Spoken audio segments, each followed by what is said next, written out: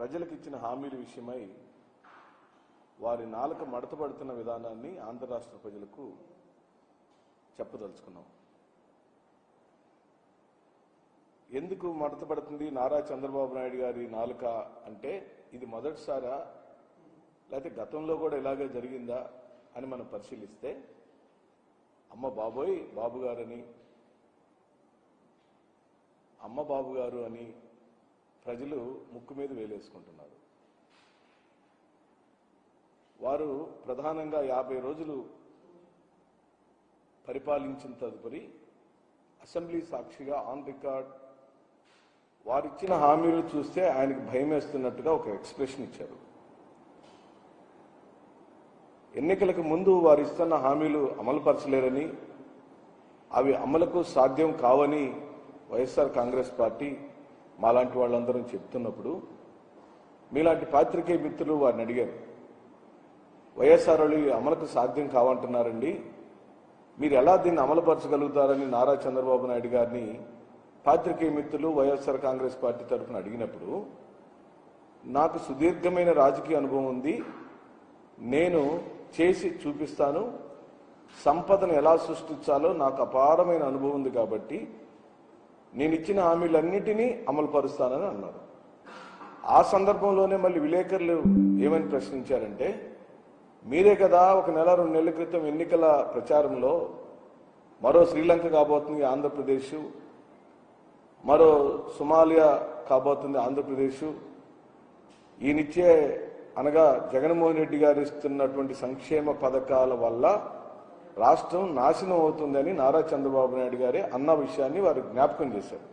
మీరే అన్నారు కదా సంక్షేమ పథకాలని వృధా అని, సంక్షేమ పథకాలు ఏవి అవసరం లేదని, మళ్ళీ మీరే ఇప్పుడు సూపర్ 6 పేరుతో ఈ పథకాలన్నీ మీరు అనౌన్స్ చేశారు, ఇవి సాధ్యం కావని వైఎస్ఆర్ పార్టీ వాళ్ళు అంటున్నారు. అన్నప్పుడు నేను చేసి చూపిస్తానని ఇన్ని సంవత్సరాల అనుభవం ఉన్న చంద్రబాబు నాయుడు గారు ఈ రాష్ట్రానికి మాటిచ్చారు. నిజంగా మాకు ఆనందం కలిగింది. చంద్రబాబు నాయుడు గారు సూపర్ 6 అంతా అమలు పరిస్తే చూడాలని మేము మనస్ఫూర్తిగా కోరుకున్నాం.